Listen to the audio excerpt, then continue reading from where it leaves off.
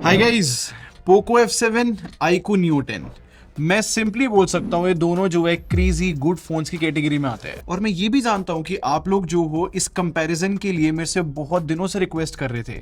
आपको मैं सीधा बताता हूँ भाई हुआ क्या। जब मैंने इन दोनों फोन को कंपेयर करना स्टार्ट किया ना, तो टेस्टिंग मुझे कुछ ज्यादा ही करनी पड़ गई। सिर्फ कैमरे की नहीं, मुझे बैटरी भी टेस्ट करनी पड़ गई। और क्योंकि इन दोनों फोन में कुछ ज्यादा ही बड़ी बैटरी मिलती है, तो मुझे अलग अलग स्टैट्स निकालने पड़ गए।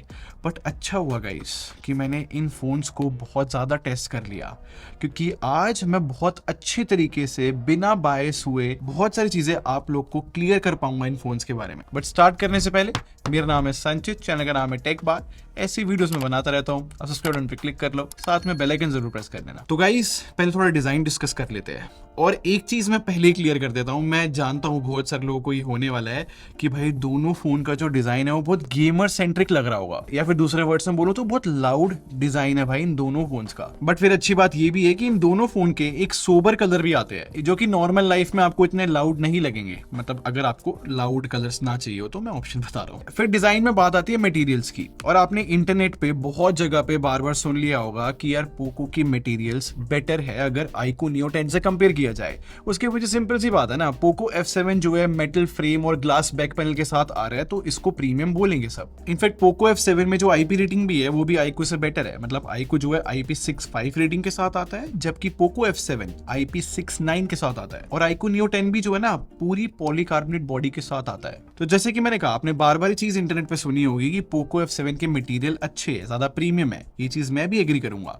बट जब मैंने इन दोनों फोन को लंबे समय के लिए टेस्ट करा है ना, तो मुझे पोको F7 की इन एंड फीलिंग ना इतनी कंफर्टेबल नहीं लगी है। मतलब किसी से भी पूछना भाई जिसके पास ये फोन जो है थोड़ा चौड़ा भी है और ज्यादा हैवी भी फील होता है। मतलब अगर आप नॉर्मली इस फोन को यूज करोगे तो आपको हैवी फील होगा। जबकि iQOO Neo 10 की बात करो तो हाँ, ये फोन भी थोड़ा सा लाइक चौड़ा फील हो सकता है हाथ में, लेकिन ये स्टिल ज्यादा कंफर्टेबल और थोड़ा हल्का लगता है पोको F7 के मुकाबले। तो लाइक सिंपली मैं बोलूंगा कंफर्ट के मामले में या फिर इन एंड फीलिंग के मामले में, चाहे फिर ये पॉलीकार्बोनेट है, मुझे ये थोड़ा बेटर तो लगा है। और गाइज इन दोनों फोन की स्पीकर्स ना मैंने थोड़े इन डेप्थ तरीके से टेस्ट करे हैं। मतलब मैंने कंटेंट भी बहुत सारा देखा है और मैंने अलग अलग गाने भी सुने हैं। और मेरे को रियलाइज हुआ कि iQOO में थोड़ी बहुत ओवर प्रोसेसिंग फील हो सकती है जब स्पीकर्स के आउटपुट आता है तो। जबकि पोको F7 में मेरे को थोड़ा बेटर बेस लगा है और थोड़े बेटर स्पीकर्स ही लगे iQOO के मुकाबले। फिर हैप्टिक फीडबैक जब मैंने टेस्ट करा तो वो मुझे क्लियरली iQOO का बेटर लगा है। और यहाँ पर हैप्टिक फीडबैक से मेरा मतलब है कि जो टाइपिंग एक्सपीरियंस रहता है, लाइक उसमें जो हैप्टिक आता है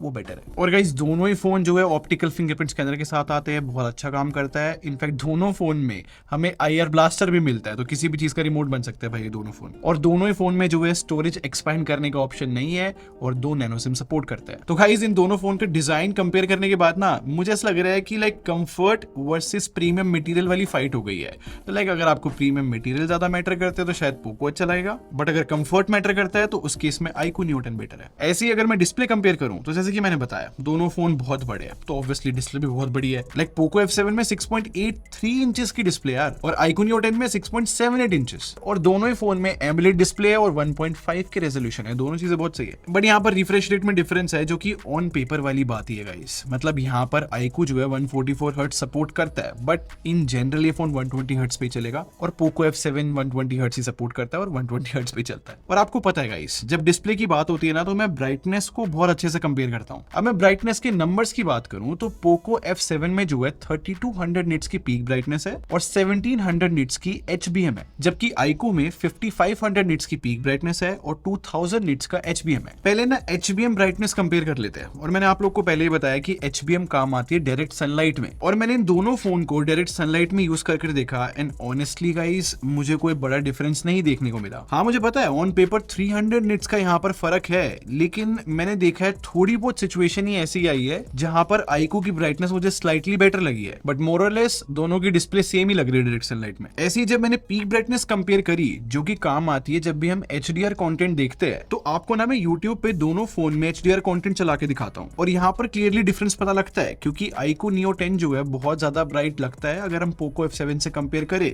तो जो पीक ब्राइटनेस का इतना बड़ा नंबर iQOO का, वो यहाँ पे हेल्प कर रहा है। बट गाइस पता है क्या, जो पोको F7 है ना, वो नेटफ्लिक्स पे डॉल्बी विजन का सपोर्ट लेकर आता है। तो इस वजह से जब भी हम कोई डॉल्बी विजन वाला कंटेंट देखते हैं नेटफ्लिक्स पे, तो उसमें बेटर कलर्स जो है पोको में लगते हैं। अब इन दोनों फोन की डिस्प्ले को मैंने और भी बहुत अलग अलग तरीके से टेस्ट करा है, बट मैं आपको सिंपली बता सकता हूँ, हाँ भाई किसी एक सिनेरियो में जो है आईक्यू बेटर लग रहा है, तो किसी एक सिनेरियो में जो है पोको बेटर लग रहा है। मेरे हिसाब से दोनों डिस्प्ले जो है लाइक यहाँ पर सिमिलर परफॉर्म कर रही है और दोनों डिस्प्ले फैंटास्टिक बोली जाएगी। बट अगर मैं बैटरी डिपार्टमेंट की बात करूँ ना गाइस, ये बहुत ज्यादा इंटरेस्टिंग हो गया था। अब हुआ ये कि अगर हम बिल्कुल ऑब्वियस होके बात करें तो पोको F7 जो है इंडिया की सबसे बड़ी बैटरी के साथ आता है। मतलब 7550 mAh बैटरी एक फोन में होना एक हाइप थी। मतलब अगर किसी भी फोन में इतनी बड़ी बैटरी कैपेसिटी होगी तो ऑब्वियस सी बात ये लगेगी ना कि इसका बैटरी बैकअप बहुत ज्यादा होगा। और अगर हम इस चीज को iQOO Neo 10 से कंपेयर करें तो iQOO में तो 7000 mAh की बैटरी है। तो लाइक ऑन पेपर देखा जाए तो ऐसा लगेगा किसी को भी कि पोको F7 की बैटरी बहुत लंबी चलेगी। पहले कॉन्टेक्स्ट देता हूं मैं आपको। मैंने iQOO Neo 10 में ना अपनी सिम डाली थी और मैंने इसको प्रॉपरली टेस्ट करा था। और नॉर्मली ये जो iQOO का फोन है मेरे को 10 से 11 घंटे का स्क्रीन ऑन टाइम तो दे ही देता था, बट एक दिन इस फोन ने मेरे को 17 घंटे का भी स्क्रीन ऑन टाइम दिया था। तो इस वजह से बार बहुत हायर साइड सेट हो गया था मेरे माइंड में कि अगर iQOO 7000 mAh बैटरी के साथ मुझे 17 घंटे का स्क्रीन ऑन टाइम दे रहा है तो पोको F7 तो और भी ज्यादा देगा। बट मेरी टेस्टिंग में पोको F7 जो है ज्यादा बैटरी बैकअप नहीं दे रहा था। तो इस चीज को मैं क्रॉस चेक करने गया इंटरनेट पे, मैंने बाकी के रिव्यूज देखे, जैसे कि बीबॉम ने एक बैटरी ड्रेन टेस्ट करा था। यहाँ पर पोको F7 जो है सेकंड लास्ट आया और iQOO Neo 10 ने बेटर ही परफॉर्म किया। तो एक तो ये वीडियो देख के मुझे क्लियर होगा कि हाँ भाई मेरी टेस्टिंग सही है कि iQOO ज्यादा बैटरी बैकअप दे रहा है। और फिर बेटर क्लैरिटी के लिए मैंने जब और भी रिव्यूज देखे, मतलब जनरल रिव्यूज देखे, तो बहुत सारे यूजर्स ने कंफर्म किया हुआ था कि पोको F7 का इतना अच्छा बैटरी बैकअप नहीं है। तो इन दोनों फोन की जब बैटरी बैकअप की बात आती है तो वो iQOO Neo 10 का बेटर है। सिमिलरली अगर मैं चार्जिंग की बात करूं तो पोको F7 जो है 90 वॉट की चार्जिंग सपोर्ट करता है और iQOO Neo 10 जो है 120 वॉट की चार्जिंग सपोर्ट करता है। अब मैंने एक चार्जिंग टेस्ट रन करा है जहां पर ये दोनों फोन जो है इस टाइम पे 5% बैटरी पे है और मैं आपको सीधा फास्ट फॉरवर्ड करके दिखाता हूं। अब यहाँ पर iQOO पहले चार्ज हो गया 31 मिनट्स 52 सेकंड में और पोको F7 को अराउंड 55 मिनट्स लगे फुल चार्ज होने में। तो चार्जिंग स्पीड भी iQOO की ज्यादा है और बैटरी बैकअप भी। तो आई थिंक यहाँ पर क्लियर विनर iQOO है। और गाइस अगर मैं परफॉर्मेंस डिपार्टमेंट की बात करूं तो शायद अभी तक आप लोगों ने नोटिस कर लिया होगा, अगर मतलब यहाँ पर प्राइस देखा जाए और बेस वेरिएंट देखा जाए दोनों फोन का, तो पोको के पास एक एडवांटेज ये है कि पोको F7 का जो बेस वेरिएंट है वो 256 GB से स्टार्ट होता है, जबकि iQOO Neo 10 जो है 128 GB से स्टार्ट होता है। तो यहाँ पर एक इंपॉर्टेंट डिफरेंस आता है कि जो बेस वेरिएंट है iQOO Neo 10 का वो UFS 3.1 स्टोरेज के साथ आता है, जबकि पोको F7 का जो बेस वेरिएंट है वो UFS 4.1 के साथ आता है। तो यहाँ से एक बात क्लियर होती है कि iQOO Neo 10 वैसे ही पोको F7 के मुकाबले थोड़ा सा एक्सपेंसिव है और अगर आप 256 GB वेरिएंट भी लेने जाते हो तो आपको और स्पेंड करना पड़ेगा। तो इस चीज को आपको माइंड में रखना पड़ेगा। और अगर अब मैं परफॉर्मेंस की बाकी स्पेक्स को कंपेयर करूं तो वो बहुत सिमिलर है। मतलब दोनों ही फोन जो है स्नैपड्रैगन 8S Gen 4 के साथ आते हैं और दोनों ही फोन में LPDDR5X रैम मिलती है। और पहले बेंचमार्क्स को डिस्कस करूं तो फॉर सम रीजन थोड़ा सा फर्क आ रहा है यहाँ पर। मतलब iQOO जो है Antutu और Geekbench दोनों में थोड़े से ज्यादा स्कोर्स लेकर आ रहा है, बट ये कोई बहुत बड़ा डिफरेंस नहीं है। बट अब ये Antutu Geekbench छोड़ो गाइस, मैं आपको इंटरेस्टिंग चीज दिखाता हूँ जो मेरे नोटिस में आई। मैंने जो है 3D मार्क का स्ट्रेस टेस्ट रन करा और एक बार ना आप इन स्क्रीनशॉट्स को ध्यान से देखो, यहाँ पर स्टेबिलिटी की तरफ पोको की जो स्टेबिलिटी है वो 79.8% आई है, वेयरएज iQOO जो है 45.8% स्टेबिलिटी लेकर आया है। तो स्टेबिलिटी परसेंटेज देख के ना मुझे लगा हाँ भाई पोको की स्टेबिलिटी बेटर है। बट इसी स्क्रीनशॉट में जब नीचे मैंने टेम्परेचर देखा, ये स्टोरी थोड़ी सी ट्विस्ट हो गई, क्योंकि यहाँ से मुझे पता लगा कि ये दोनों फोन जो है बहुत डिफरेंटली ऑप्टिमाइज हो रखे हैं। यहाँ पर आप देखो गाइस 51 डिग्रीज होना ना टेम्परेचर बहुत ज्यादा माना जाता है जो कि पोको का है, जबकि iQOO जो है 40 डिग्रीज पे है। मतलब 11 डिग्रीज का डिफरेंस होना बहुत बड़ा हुआ यार। बट गाइस अभी पेशेंस रखना, स्टोरी और कॉम्प्लेक्स होती जाएगी, क्योंकि जब मैंने CPU थ्रॉटलिंग रन करा है तो यहाँ पर ग्राफ तो दोनों फोन के सिमिलर आए हैं, लेकिन जो जिप स्कोर्स है वो पोको के ज्यादा है और नॉर्मल डिफरेंस भी नहीं है। मतलब 1 लाख ज्यादा जिप स्कोर्स आए हैं पोको के। तो स्ट्रेस टेस्ट और ये CPU थ्रॉटलिंग देखने के बाद एक चीज क्लियर होती है कि दोनों फोन की परफॉर्मेंस ना एकदम डिफरेंटली ट्यून्ड है। तो अभी तक मेरे माइंड में ना सिर्फ एक ही डाउट रह गया था कि पोको में 51 डिग्रीज क्यों हुआ था टेम्परेचर। अब इस चीज को मेरे को जो है रियल लाइफ में टेस्ट करना पड़ा, तो मैंने दोनों फोन को जो है आउटडोर रख दिया और 50 मिनट के लिए 4K रिकॉर्डिंग स्टार्ट कर दी। और इस टेस्ट में जो है चीज क्लियर हो गई कि पोको ओवरहीट नहीं करता। मतलब सरप्राइजिंग ये बात रही, 1.5 से 2 डिग्री जो है ज्यादा ठंडा पोको ही था। और वैसे आपको बता दूं, मतलब ये 4K रिकॉर्डिंग 50 मिनट के लिए करना बहुत बड़ी बात है और दोनों फोन ने ओवरहीट नहीं किया। तो यहाँ से एक चीज क्लियर है कि भाई रियल लाइफ में दोनों बहुत सही परफॉर्म करने वाले हैं। और ऐसे सी और रियल लाइफ टेस्टिंग जब मैंने करी, जैसे कि गेमिंग से बहुत सारी पिक्चर क्लियर हो जाती है, जैसे कि ये दोनों फोन जो है COD पे 120 FPS की सेटिंग लेकर आते हैं और स्क्रीनशॉट देखो एवरेज FPS भी 119 है, बहुत अच्छी बात है। और हैवी गेम की भी बात करूं जैसे कि जेंशन इम्पैक्ट 56 57 एवरेज FPS ही दिए दोनों फोन ने। और जब मैंने जेंशन इम्पैक्ट से भी ज्यादा हैवी गेम खेला जो कि विदरिंग वेव है, यहाँ पर एक छोटा सा डिफरेंस आया जहां पर पोको के एवरेज FPS थोड़े ज्यादा है। तो इन एवरेज FPS को देखने के बाद मुझे लगा यार दोनों फोन जो है एक्सीलेंट परफॉर्म कर रहे हैं, बट फिर सडनली मेरी नजर जो है वॉटेज के ऊपर पड़ गई इन स्क्रीनशॉट पे जो लिखा हुआ है, और यहाँ से मुझे जो है पूरी क्लैरिटी आ गई कि दोनों फोन की एग्जैक्टली परफॉर्मेंस की ट्यूनिंग क्या हो रखी है। और अब आप लोग भी इन स्क्रीनशॉट में ना वॉटेज देखो, जो कि पोको जो है डबल वॉटेज कंज्यूम कर रहा है अगर मैं आईकू से कंपेयर करूं तो। इसका मतलब समझ रहे हो, पोको ने ऐसी ट्यूनिंग कर रखी है कि भाई कितनी भी बैटरी कंज्यूम कर लो, कितनी भी पावर कंज्यूम कर लो, बट हमें ज्यादा FPS चाहिए, इसलिए विदरिंग वेव्स में ज्यादा FPS पोको में आ गए। जबकि आईकू ने पता है कैसी ट्यूनिंग करी हुई है कि ना ही ज्यादा बैटरी या फिर ना ही ज्यादा पावर कंज्यूम हो, बट सेम टाइम पे हमें जो है परफॉर्मेंस भी इनफ मिल जाए। तो लाइक एक बैलेंस अप्रोच है आईकू की। तो यहाँ से ये भी कंफर्म होता है कि आईकू का बैटरी बैकअप क्यों ज्यादा है पोको F7 के मुकाबले, क्योंकि सच में ये फोन कम वोल्टेज कंज्यूम करता है। तो टेक्निकली हम ये भी बोल सकते हैं कि पोको ने जो है बैटरी डिपार्टमेंट पे हिट लिया है जस्ट थोड़े से और एवरेज FPS देने के लिए। तो भाई चॉइस आपकी है कि आपको किस ब्रांड की ट्यूनिंग जो है ज्यादा रेजोनेट कर रही है, बैलेंस अप्रोच जो कि आईकू में है या फिर सिर्फ पावर जो कि पोको में। तो आई होप आपको परफॉर्मेंस को इतना डिटेल में डिस्कस करके भाई मजा आया हो।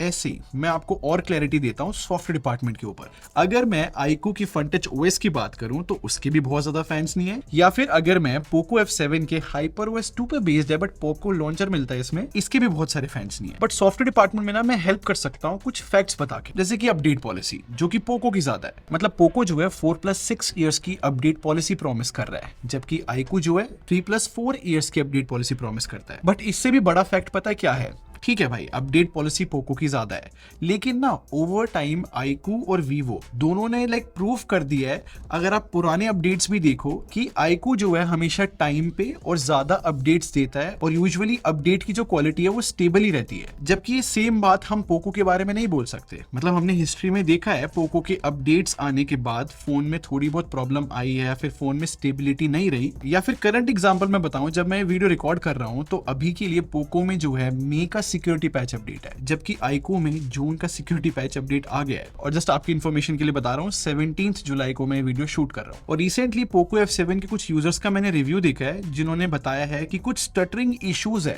पोको F7 की UI के अंदर, कि लाइक ऐप ओपन और क्लोज करने में थोड़े बहुत जिटर्स देखने को मिल जाते हैं। और अगर इस चीज को कंपेयर किया जाए आईकू के FunTouch OS से, तो अभी तक तो मुझे ये स्मूथ ही लग रही है। और गाइस AI फीचर्स को भी मैंने कंपेयर किया है, मेरे को तो दोनों फोन में बहुत सिमिलर फीचर्स लग रहे हैं। मतलब वही गैलरी के अंदर जो है AI इरेजर मिल जाता है, सर्कल टू सर्च भी है, नोट एसेस, जितने भी बेसिक AI फीचर्स होते हैं दोनों फोन लेकर आ रहे हैं। तो ऑनेस्टली AI फीचर्स में कोई डिबेट नहीं है, बट हाँ इतनी चीज क्लियर है, अगर मैं ओवरऑल स्टेबिलिटी देखूं और जो अपडेट की फ्रीक्वेंसी देखूं तो वो मुझे आईकू की बेटर लगी। तो गाइस अब कैमरा भी कंपेयर कर लेते हैं। और इंटरेस्टिंग फैक्ट पता है क्या है, दोनों फोन में जो है एग्जैक्ट सेम सेटअप मिलता है बैक कैमरे में 50+8 मेगापिक्सल। और कूल बात ये है कि दोनों का जो मेन कैमरा सेंसर है वो एग्जैक्टली सेम है, IMX882 सेंसर मिलता है दोनों में। बट सीधा ना फोटो क्वालिटी की बात करते हैं। देखो जब मैंने इनिशियली इन दोनों फोन को टेस्ट करना स्टार्ट किया ना, तो पहले तो मुझे लगा यार पोको ने कितनी अच्छी इमेज प्रोसेसिंग कर दी है अपनी, क्योंकि इनमें जो कलर्स है वो ज्यादा नेचुरल लग रहे थे। और ये नेचुरल कलर्स वाली बात भी मैं इसलिए कह रहा हूँ क्योंकि आईकू के फोन्स में यूजुअली ऐसा होता है कि ज्यादा हायर साइड रहते हैं कलर्स, इन शॉर्ट सैचुरेटेड रहते हैं, चाहे फिर इंडोर बात करें या फिर आउटडोर। तो इनिशियल इंप्रेशंस में मेरे पोको ने मुझे लगा यार अच्छे परफॉर्म किया,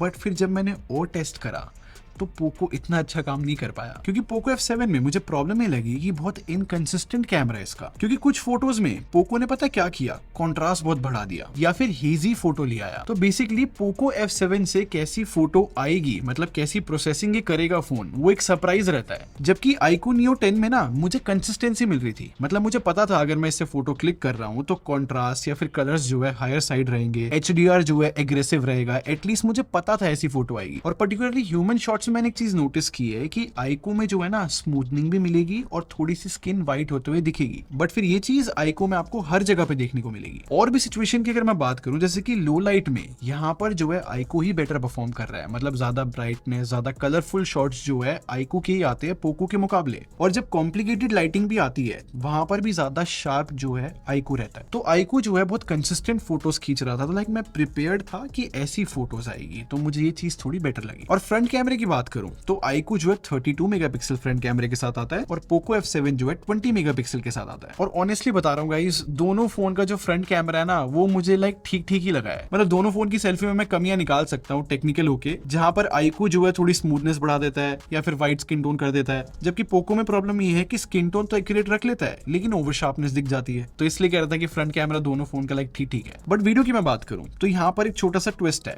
देखो आईको जो है फ्रंट कैमरे से 4K रिकॉर्ड तो कर सकता है, बट वहां पे स्टेबलाइजेशन नहीं रहता। तो दोनों फोन जो है 1080p रिकॉर्डिंग पे ही स्टेबल वीडियो रिकॉर्ड कर पाते हैं एंड आई थिंक दोनों की क्वालिटी ओके है। और बैक कैमरे की वीडियो रिकॉर्डिंग की भी बात करूं तो 4K तो मिल जाता है, स्टेबलाइजेशन भी मिल जाती है, बट दोनों फोन की जो वीडियो क्वालिटी है ना वो मुझे लाइक ओके लगी है। क्योंकि अब खुद देखो पोको जो है ज्यादा कॉन्ट्रास्ट लेकर आ रहा है और जैसी कॉम्प्लिकेटेड लाइटिंग आती है तो पोको उसको हैंडल नहीं कर पाता, सब्जेक्ट को डार्क कर देता है। और आई नो यहाँ पर आईको जो है HDR बेटर तरीके से हैंडल कर पा रहा है, बट पूरी वीडियो में एक ब्लू टिंट है। तो वीडियो रिकॉर्डिंग में मुझे दोनों फोन लाइक प्राइस के हिसाब से ओके लगे भाई। बट अगर इन दोनों फोन में से मुझे पिक्चर क्वालिटी में विनर बताना हो तो आई थिंक वो आईको Neo 10 रहेगा। तो इन सारी टेस्टिंग को क्लब करके ना एक बार कंक्लूजन की बात करते हैं। देखो एक चीज है गाइस, अगर आप इन दोनों में से कोई भी फोन खरीदते हो ना तो आपके लिए तो विन विन सिचुएशन है, क्योंकि दोनों फोन एक्सीलेंट लेवल पे है। फिर सेकंड चीज आती है प्राइस की। देखो एक चीज मुझे यहाँ पर पता है कि आईको जो है स्लाइटली एक्सपेंसिव है, लाइक 2000 रुपए का फर्क है। बट अगर कोई भी 2000 रुपए स्पेंड करेगा तो उसको जो है स्टेबल अपडेट्स मिलेंगे, चार्जिंग स्पीड भी ज्यादा मिलेगी और कैमरा भी बेटर मिलेगा। तो प्रॉपर्ली इवेल्युएट करके देखा जाए तो आईको Neo 10 जो है ज्यादा स्टेबल प्रोडक्ट बोला जाएगा। वेयरएस पोको F7 का फायदा ये है कि 2000 रुपए सस्ते होने के बाद भी हमें प्रीमियम मटेरियल मिल रहे हैं और ज्यादा स्टोरेज मिल रही है और UFS 4.1 मिल रहा है। तो जैसे कि मैंने कहा था दोनों फोन जो है बिल्कुल एक्सीलेंट डील है, आप दोनों में से कोई भी पिक कर सकते हो। आपकी चॉइस के ऊपर है कि आपको ज्यादा आपके हिसाब से बेटर डिवाइस कौन सा लग रहा है। तो ये सारी टेस्टिंग देखने के बाद अब आप कमेंट सेक्शन में बताओ कि आपके हिसाब से बेटर प्रोडक्ट कौन सा है। तो यहाँ पर गाइस वीडियो खत्म हो जाती है। अगर आपको वीडियो पसंद आई हो तो लाइक बटन पे क्लिक कर दो और सब्सक्राइब करके हमारे टेक बार आर्मी को ज्वाइन कर लो। हम लोग क्वालिटी में रखते हैं। अगले मिलते हैं। Thanks for watching. Bye bye guys.